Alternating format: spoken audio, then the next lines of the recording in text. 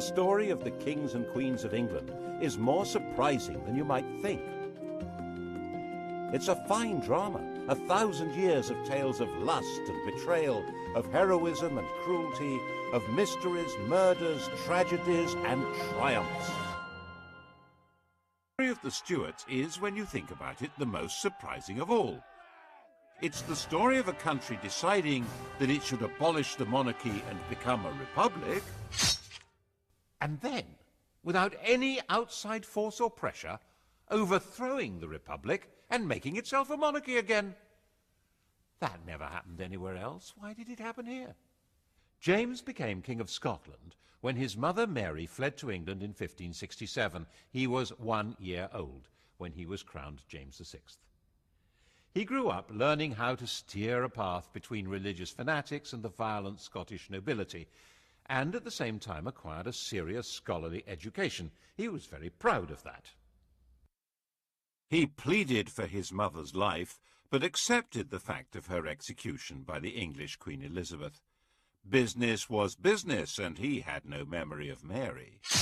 He'd been taught that she was a scarlet woman, and she had, after all, murdered his father and taken a lover.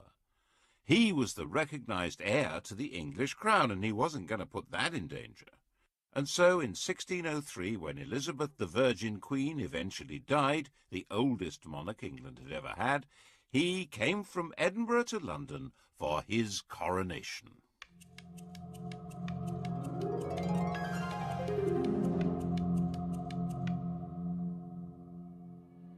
He was openly bisexual. The word in London was that Elizabeth had been a king, and now they had James the Queen. In Latin, of course. By the accident of heredity, England and Scotland were now united in a single kingdom, Britain. Everyone had high hopes of James, especially the Roman Catholics, who thought that his distaste for bossy Scottish Presbyterians would encourage him to lift Elizabeth's restraints on their worship. They were wrong about that. So a group of well-connected Roman Catholic terrorists planned to blow up the entire political structure at the opening of Parliament in 1605. They brought over an explosives expert from the Low Countries. He organised placing 2.5 tons of gunpowder in a cellar under the Palace of Westminster. It's a sign of how secure England became that for the last 200 years, November the 5th, the anniversary of Guy Fawkes' capture, has been simply an excuse for a fun night of pretty explosions. Today, of course, in the shadow of 9/11, 5/11 has a more chilling resonance. Al-Qaeda terrorism has tainted many people's idea of Muslims, which perhaps makes it easier to understand how Fawkes' terrorism affected people's idea of Roman Catholics. Actually, James himself was more sympathetic to high church than to low, because the followers of Protestant sects did not want priests and bishops to do religion on their behalf. In the Protestant view, the godly man has his own Bible, the devil's agent is a priest with a Catholic prayer book. James felt that people who didn't have respect for hierarchy in church would be equally disrespectful of authority in general. No bishop, no king was his fear. And the authority of the king was very dear to him. He spelled out his ideology in masks, theatrical balls, in his new banqueting house in Whitehall. His intellectual take on the job was that he was God's deputy, and that he ruled by divine right as the absolute sovereign power in England. Having been raised in Scotland, he was rather baffled by the idea of common law, the notion that law was in the hearts and minds of the people, expressed through the precedents of the courts and their juries of ordinary folk. But this was the essence of the English system. It had been essential for the Normans to operate that way, as foreign rulers in a land they didn't know, and it had become embedded in the fabric of English life. Henry VIII and Elizabeth had the position of tyrants, but their tyranny required popular consent. They had to be popular in order to rule. James wasn't good at being popular. He was head of a court, a place of factions and favourites, and was grand in a very private way. One example of his sense of power and duty was in his treatment of tobacco. It had been introduced from America by Walter Raleigh, and Elizabeth had felt rather alarmed by it. It made her feel ill. She bet Raleigh that he couldn't weigh the smoke that came out of a pipe.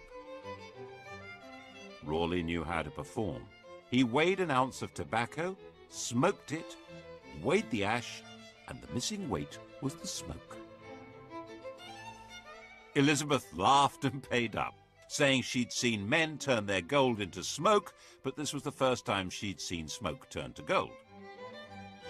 James's whole approach was different. He disliked smoking and felt it was his duty to protect his subjects. But he was a rational man, a teacher, so he wrote a pamphlet, Counterblast to Tobacco, explaining that it was loathsome to the eye, hateful to the nose, harmful to the brain, dangerous to the lungs, and in the black, stinking fume thereof, nearest resembling the horrible Stygian smoke of the pit that is bottomless. He wanted to persuade people by the force of his argument, so he published it anonymously. Of course, no one took any notice. So, as the wise and kindly father of his people, he banned the growing of tobacco in England and increased the customs duty on tobacco by 4,100%. And reissued the pamphlet with his name on it. His whole approach was based on rational thought, not an English habit, and what he saw as the absolute authority of a king, also rather foreign to them.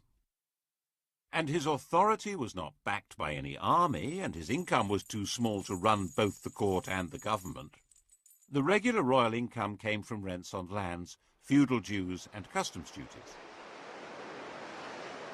But the flood of gold and silver coming to Europe from the New World had created inflation, reducing the real value of that income. Medieval government was designed for rather static farming economies and vast estates. Towns, run by common folk with special liberties granted in charters, had been useful little add-ons. But now international and intercontinental trade had blossomed. The nobles had declined, the towns had become major financial centres. Inflation, the growth of Protestantism, a lack of respect for traditional authority, the emergence of assertive members of Parliament, none of this was restricted to England. But in England it had a slightly different flavour. Everywhere else the ruler made the law, he was the law, but not in England. Kingship existed under the law. James simply didn't understand this. He was certain that the job of king meant being above the law, and being James, he not only understood this was the problem, but said so, as a matter of principle. And when the Lord Chief Justice disagreed, the Lord Chief Justice got the sack. James was, people said, the wisest fool in Christendom.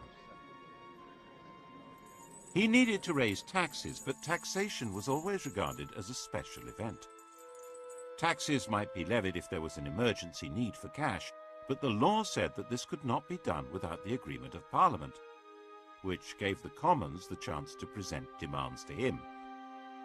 They expected what was called redress of grievances before granting him supplies, and these were exactly the kind of people who tended to be Puritans, low church, with no real sense of proper deference to people better born than themselves.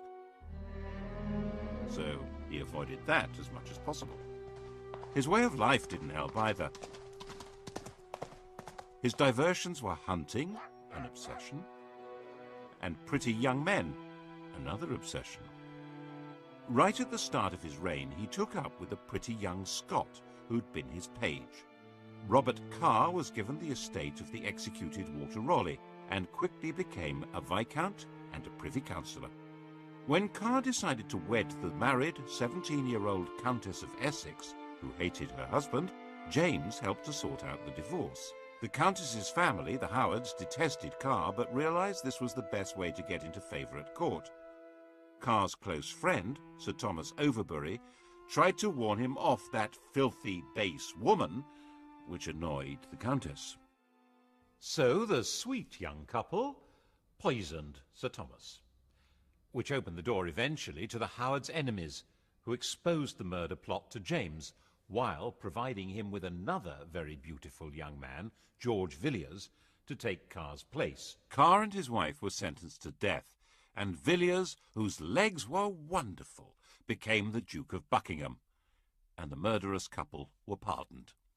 James wasn't exactly a Puritan's role model. By the time King James died, aged 58, in 1625, the King and the Puritans were set on course for a direct collision, and his son Charles wasn't going to change direction. The new king was 25 years old, gauche with a nervous stammer, but deeply conscious of his place as God's anointed ruler of Britain, the new father figure, and he played the part of absolute ruler as well as he possibly could.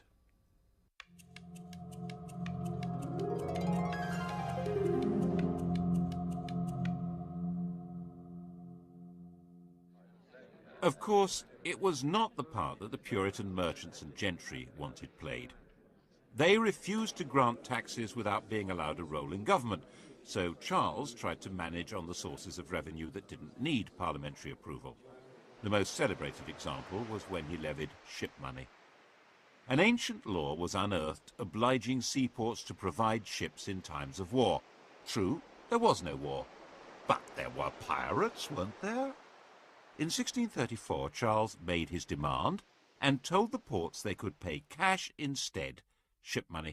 This engraving was published to make people proud of paying up. And then the next year he extended the demand to inland communities.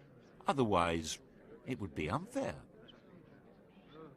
It was obvious that if he got away with this, he'd have reinvented taxation under another name and would never need Parliament at all. The entire nation had steam coming out of its ears. One wealthy Buckinghamshire man, John Hampden MP, refused to pay and was hauled into the Court of Exchequer. Hundreds of people tried to jam into the court to watch. Of the 12 judges, 7 found for the king and 5 for Hampden. Since the king had thought he controlled the judiciary, this was a moral victory for Hampden. Things were made worse by Charles's actions as head of the church.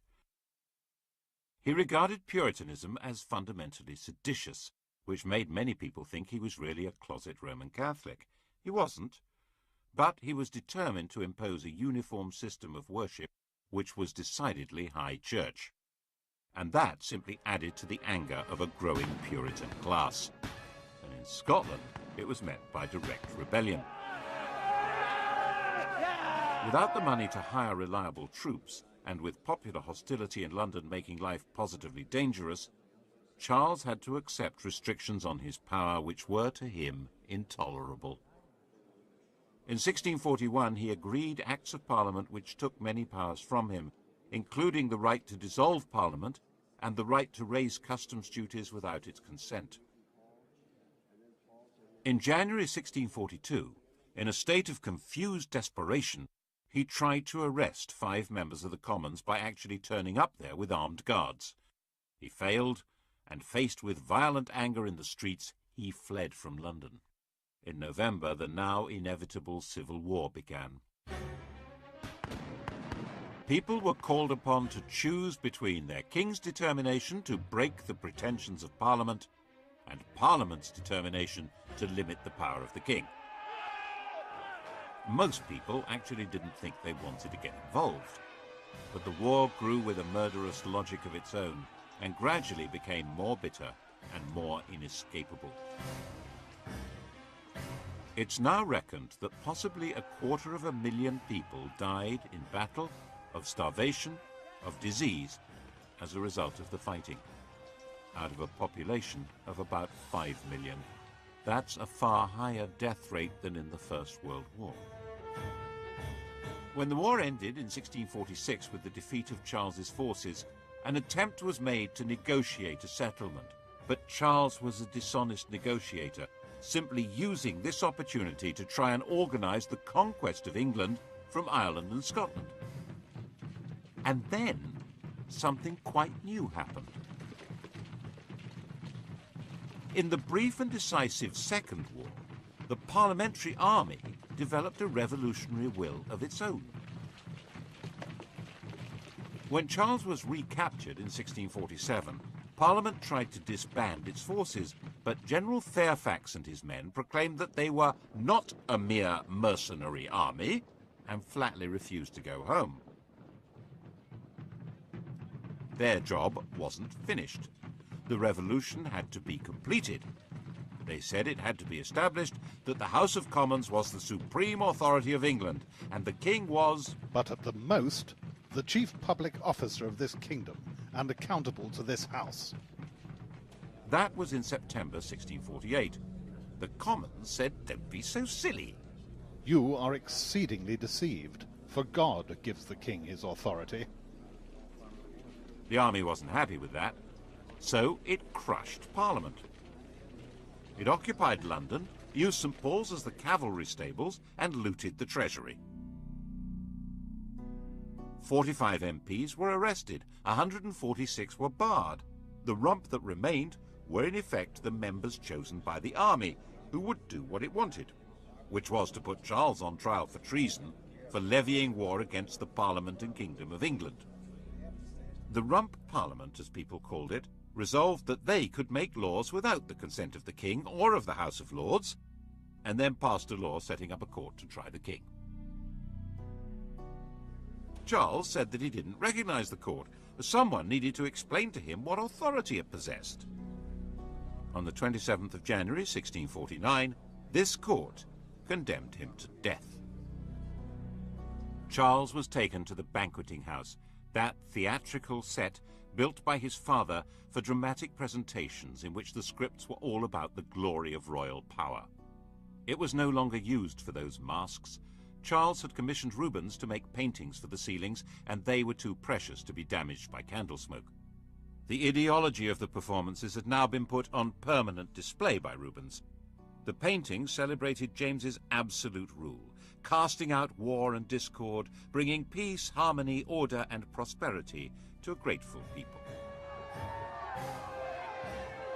Charles, the small, dignified, stuttering man who'd commissioned the work and presided over the reality that flowed from it, was marched out through a window onto a specially constructed platform.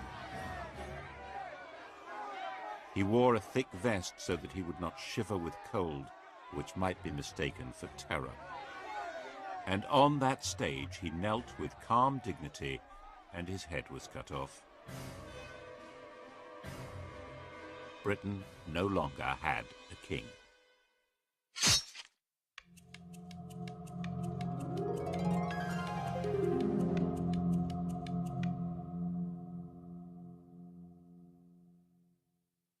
A week after the execution, Charles II was proclaimed king in Scotland. But Charles I's 18-year-old son wasn't there. He was in the Netherlands. He'd fled to France with a group of supporters 4 years earlier, and his one brief attempt to provide military help to his father in the Second Civil War had been a failure. His object now was to find a way of recovering his father's throne, and to hell with that stuff about being an absolute monarch. He landed in Scotland in 1651 and was prepared to sign up to whatever was asked of him, including agreeing to his father's blood guilt and his mother's idolatry, and becoming Presbyterian. If that's what it took to be proclaimed king, do it. The new English Republic wasn't going to stand for this, of course. The army, commanded by Cromwell, took over Scotland. Charles's forces were finally defeated at Worcester. If he'd been caught, he would probably have been killed. The story of his escape, disguised as a Worcestershire yokel, became a famous legend. At one point, he spent all day hiding with a companion in an oak tree while the Roundheads searched for him below. It became a celebrated story in a way that didn't bode well for the Republic. Charles looked dashing and daring, while the Roundheads looked ridiculous, incompetent, and heavy-handed. Throughout his 6 weeks' flight, he remained cheery, polite, and very resourceful, ending up in the George Inn at Brighton. It's interesting that none of the 3 or 4 dozen people who recognized him were moved to betray him, either by the potential death penalty they faced or the £1,000 reward they could collect. He got away to France, then to Germany and Brussels, living in a kind of limbo, short of money and with no coherent plan of return. So how did he do it? After the execution of Charles I, England was a republic. Look at what happened to the design of the Great Seal, the official mark on statutes and proclamations. Here's Charles's seal, the seal of a king. He canters on horseback with his greyhound running alongside, and the Latin motto means Charles, by the grace of God, King of Great Britain, France and Scotland, defender of the faith. After his execution, the new republic was in theory ruled by the House of Commons. So instead of a king's seal, the Great Seal was the seal of the House of Commons. It shows the Commonwealth, a map of Britain, and on the other side are the Commons themselves. And the motto simply says, 1651, in the 3rd year of freedom, by God's blessing restored. In English. Didn't last, though, because the real power wasn't the House of Commons. It was the army. For a while, the army was too busy to take much notice of England. It was occupied with the destruction of Ireland, where a large part of the population were irredeemably loyal to Catholicism and the monarchy. But when it finally turned round and looked at England, it found that there still hadn't been a thoroughgoing Puritan revolution. So, in 1653, Cromwell, the army's most powerful general, cleared the Commons at sword point and installed a new parliament, which he thought would be more capable of bringing about a revolutionary transformation of society. His own Chamber of Righteous Puritans, the so-called nominated parliament, turned out to be no more to his liking, and he dismissed that too, installing himself as the Lord Protector. And the Great Seal was now his own. It shows Oliver Cromwell on horseback, just like Charles, but stepping out very stately rather than cantering with a greyhound. And the motto says, "By the grace of God, the Republic of England, Scotland and Ireland, and the Protector Oliver," in Latin. In what sense was this a republic? However unwillingly, and he kept protesting his unwillingness, Cromwell was driven by his own belief in the divine right of revolution to run the country as a militarized kingdom for Puritan saints. There were now 11 districts, each run not by the people, but by major generals. These military ayatollahs collected taxes, ran the courts, and controlled public morality. Theatres were closed, along with brothels and gambling dens. Horse racing and cockfights were banned. Everyone had to go to church, stay sober and morally upright. Pagan festivities, like Christmas, were banned. Mince pies were forbidden. Oh, it must have been great. In 1656, a newly elected parliament made it clear they wanted to return to the old constitution. They reopened the House of Lords and offered Cromwell the title of king. He seriously considered it. And although he turned it down, perhaps because the army would have turned against him, 2 years later, on his deathbed, he nominated his eldest surviving son as his successor, like any other king. Very few people cheered Lord Protector Richard Cromwell. Who was he? Not crowned, not acclaimed, not the leader of an army. People called him Tumble-Down Dick, and that's pretty much what happened.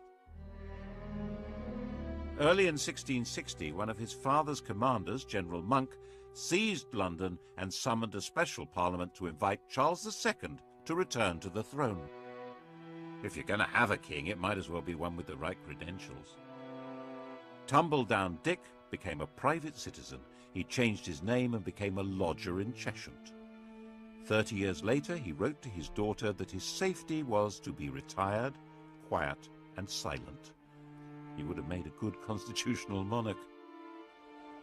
But while the English may not have been quite sure what they did want, they now knew exactly what they didn't want.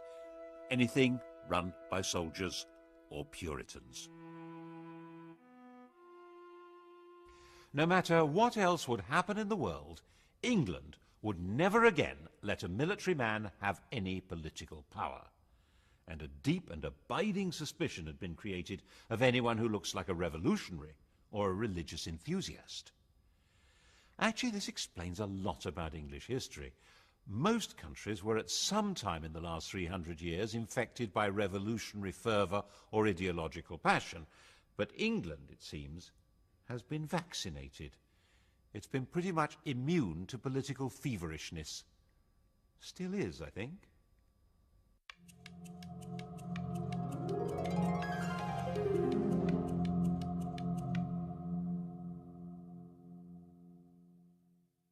Charles was really a very popular king. His manner was light and easy, his court dissolute and cheerful, his sexual enthusiasms generous and very, very un-Puritan.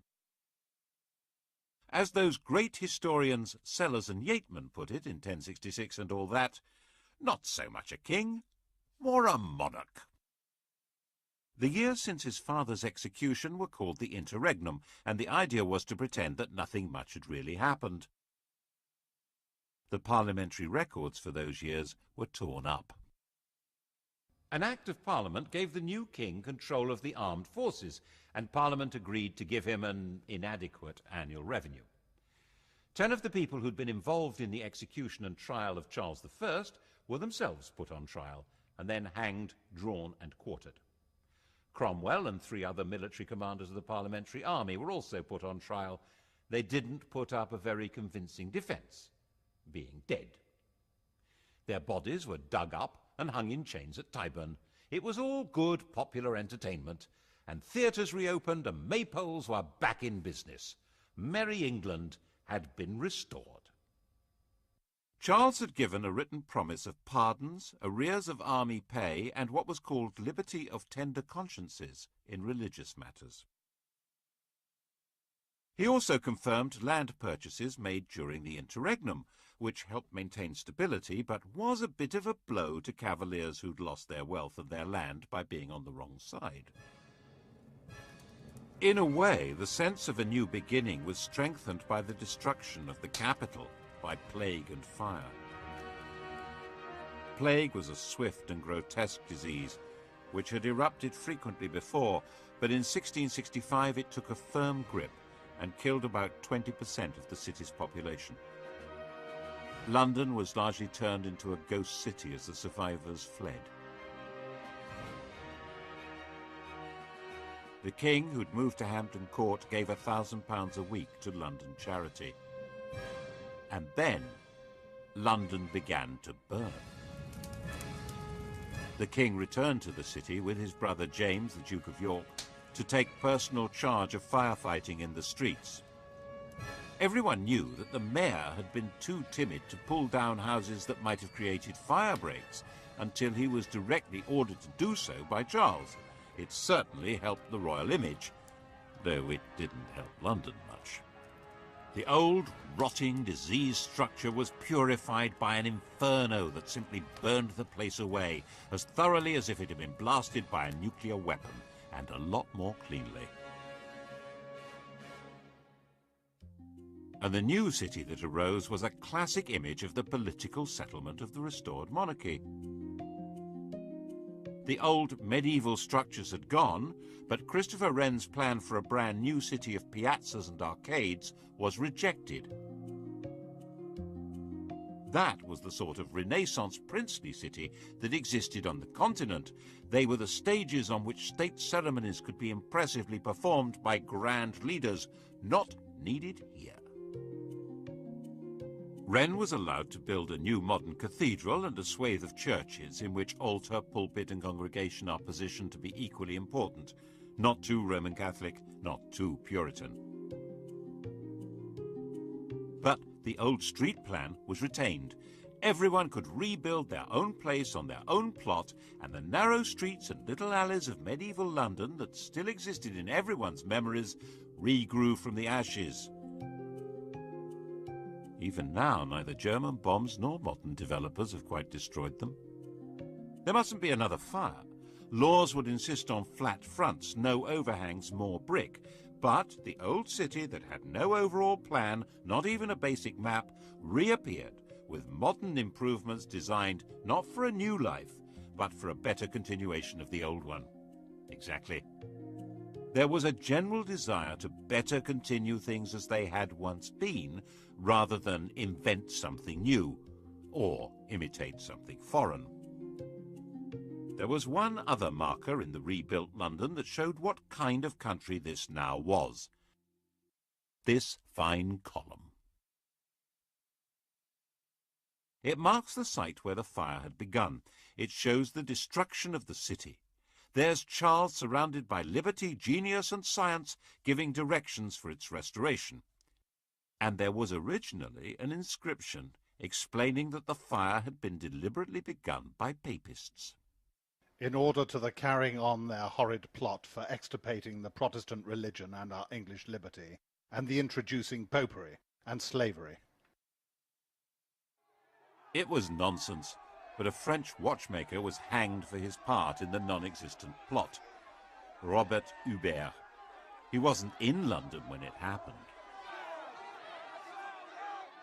There was a pathological fear of papists.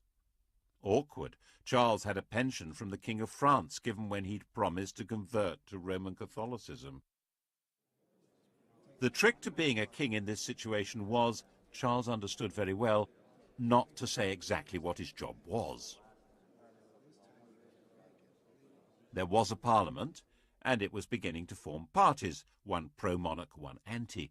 But Parliament didn't actually rule the country. That was done by the king's ministers, a kind of cabinet government, referred to as a cabal, which meant that Charles wasn't seen as entirely responsible for things going wrong, which they quite often did. The Earl of Rochester wrote a mock epitaph on Charles's bedchamber door. Here lies our sovereign lord the king, whose words no man relies on, who never said a foolish thing, nor ever did a wise one. Charles saw it next morning and said, "Quite right, my words are my own, but my acts are the acts of my ministers." Charles died in 1685, 54 years old. On his deathbed, he converted to Roman Catholicism. He had no legitimate child left alive. The next in line to the throne was his brother James, who was already a Roman Catholic. This really wasn't going. James II was only 3 years younger than Charles II. He was the oldest man ever to have succeeded to the throne. To start with, nothing much seemed to have changed. Both brothers had led quite similar lives. Both were enthusiastic womanizers. Both seemed reasonably pragmatic. But the way James handled his first big crisis began to create alarm.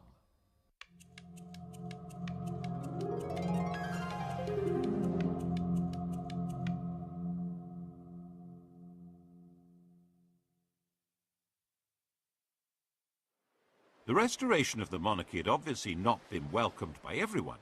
In the southwest especially, Puritan religious feeling remained strong and suspicious, especially with a Roman Catholic king. Charles II had an illegitimate son, the Duke of Monmouth, who was a Protestant. Rumours began to spread that he was actually legitimate, the true heir to the throne. Monmouth came over from the Low Countries and began a rising in the southwest, where he was proclaimed King Monmouth. The rebellion was crushed. James, determined to make an example of the rebels, ordered the arrest and punishment of everyone involved.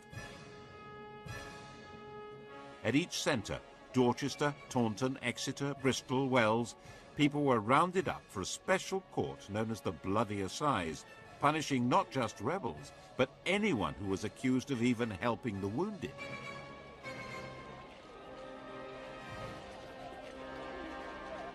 Around 230 people were executed, some hanged, drawn and quartered, and about 850 were sent to labour in the West Indies for 10 years. And many more, of course, were fined and had property confiscated. And James did not disband the army that had been formed to put down the rebels. England had a standing army again, just as it had under Cromwell. And he appointed Roman Catholic officers to run it. People began to murmur, and when the House of Lords expressed discontent, he dissolved Parliament. And as he continued to appoint Roman Catholics to public and church offices, public support began to ebb away from him. At his instigation, for instance, all the fellows of Magdalen College, Oxford, were dismissed, and the college was turned into a Catholic seminary. James had two daughters, who were both Protestants. The elder girl, Mary, was married to William of Orange, ruler of the Dutch, a Protestant head of state. The heir to the throne would reverse James's whole policy. But early in 1688, James's queen gave birth to a son who would be raised as a Catholic. This was, he thought, excellent news. It made him more secure. He was wrong. It sealed his fate. Well, that and the fact that he seemed to be preparing for a joint war with Catholic France against the Protestant Dutch. And now it became evident that the Civil War really had changed the place of the king in England. He ruled by permission of Parliament, and Parliament wasn't going to put up with this one. A group of leading members of Parliament sent a secret invitation to William of Orange to save the country from a Catholic takeover by bringing them military assistance. William brought over a fleet carrying a large professional army. James tried to block it with his own fleet, but the winds were against him, and William landed unopposed in November 1688 at Tor Bay. The West Country had its own score to settle with James. And James simply panicked. The army wasn't behind him. Parliament wasn't. London wasn't. He was going the same way as Tumbledown Dick. In the middle of the night, he scurried out of Whitehall Palace by a secret passage. He got down to Sheerness, throwing the Great Seal into the Thames on the way. Ha! That'll fox him! It didn't fox anyone. He was captured by local fishermen. Eventually, William gave him permission to go to France, and no one had the faintest idea what to do next. William hadn't come to depose James, but to give military backing to Parliament in their quarrel with him. James had quite obviously quit, abdicated, gone, taking his son with him. England, having failed to be a republic, had failed to be a monarchy. It was a bit of a puzzler. Perhaps William should declare himself king by right of conquest. He didn't think so. Parliament wanted Mary to take the crown, James's daughter after all. But she insisted that her husband was boss, and he didn't intend to play the Duke of Edinburgh role, 2 paces behind the ruling lady. This short, stooping, asthmatic man with bad teeth was tough and shrewd. He was himself a grandson of Charles I and wouldn't make a humble consort. In the end, a deal was struck. They would both be sovereigns, Mr. and Mrs. King and Queen, by the invitation of Parliament.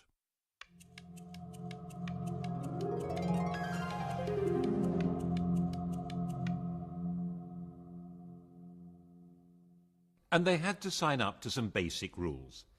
No standing army unless Parliament agreed to it.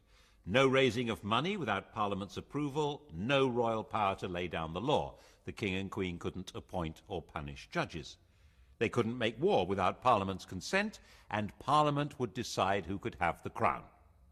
And it wouldn't be a Roman Catholic. All the questions posed by the Civil War were finally answered, and it was called the Glorious Revolution, because in the end, the whole basis of royal power was redefined without anyone being killed at all. Except in Ireland, of course. James, with French backing, decided to make a comeback through Ireland. It was, after all, one part of Britain where a Catholic king could expect some enthusiasm. Protestant settlers had been brought into Ulster, and they held Londonderry and Enniskillen against the Catholic regiments. Eventually, in 1690, there was a showdown between William's Anglo-Dutch-Danish army and James's Franco-Irish one at the River Boyne. James was beaten in a battle which has cast a grotesquely long shadow over Ulster. The annual celebration there of the Protestant victory has never lost its 17th century passion. The irony is that this was not a religious war at all. It was a war to contain the ambitions of France, and the Pope was actually firmly on the side of William of Orange. The Vatican was more anti-French than it was anti-Protestant. The Orange men at the Battle of the Boyne were actually fighting for the Pope as well as King Billy. And Billy, of course, was not exactly English. His native tongue was Dutch. William, a serious man, ended up spending much of his time on the continent, so in effect Mary did become the sovereign of England. But at the end of 1694, she died of smallpox.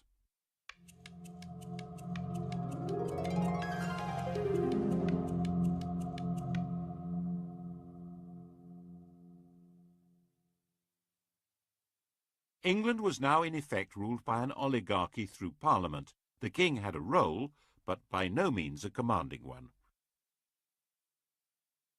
Part of that role, as he saw it, was to push forward religious tolerance in a fundamentally intolerant country. Tolerance does have its limits. At his death in 1702, the question of the succession had already been agreed and settled. The crown passed to Mary's sister Anne.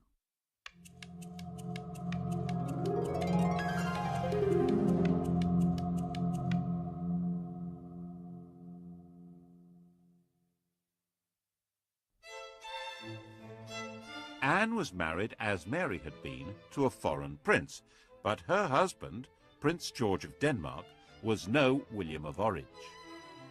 He was a lazy alcoholic, and while Anne was willing to let him be naturalized as an Englishman and notional head of the army and navy, she was queen and he was a subject. No married queen had ever ruled alone before Anne, and she played it very regally. She was very keen on the ceremonial and quasi-magical position of royalty, holding ceremonies where she touched people with scrofula, swollen neck glands from tuberculosis. It was called the king's evil, and the power to cure it was supposedly the magical sign of true royalty. She was the last monarch to try it. Kings had male favourites, Anne had female favourites. The first and closest was Sarah Churchill, the wife of the Duke of Marlborough. They called each other by pet names. The Queen was Mrs. Freeman, Sarah was Mrs. Morley. Mrs. Morley's husband was England's leading military commander and the architect of a stunning victory at the Battle of Blenheim that placed England in a dominant position in Europe. But England's Queen did not decide who to fight or when to fight or how to fight. Politics was no longer really her business. Even when in 1707 England and Scotland were formally and permanently united by the Act of Union, it was not Anne's doing, but Parliament's. Anne did, it was true, refuse to sign one Act of Parliament at around that time, but it was a very minor technical issue, not a real challenge to the power of the politicians. Her life was spent more playing cards, chatting, being ill, and having 19 pregnancies. These pregnancies were watched with fascination by an elderly lady in Hanover, Sophia, the Electress Duchess of Brunswick-Lüneburg. She was James I's granddaughter, and because there were so few Protestants of the blood royal left alive, she was, by Act of Parliament, next in line to the throne, if Anne died childless, and if she lived long enough. One by one, Anne's pregnancies came and went. 14 miscarriages and stillbirths, 5 live births, but by the time Anne was widowed in 1708, all of them were dead. Sophia, aged 78, now just had to outlive the 43-year-old Anne to become Queen of England. Anne was a sick woman. Sophia was tough as an old boot. She knew she could do it. But in 1714, Sophia received an outrageous letter from Anne. Anne had somehow got the impression that Sophia was going to secretly send her son George to England in some kind of plot, and she told Sophia that would not be allowed. Sophia, now 84, was shocked, and the shock killed her, just 9 weeks before Queen Anne died. Sophia had failed. But her son George would now be king. In theory, a very weak constitutional monarch, but that hardly explains why 65 years later Englishmen launched a new war against royal tyranny and thousands were killed. England's royalty hadn't exactly packed up and disappeared, but the story of what they had done will have to wait for the next episode.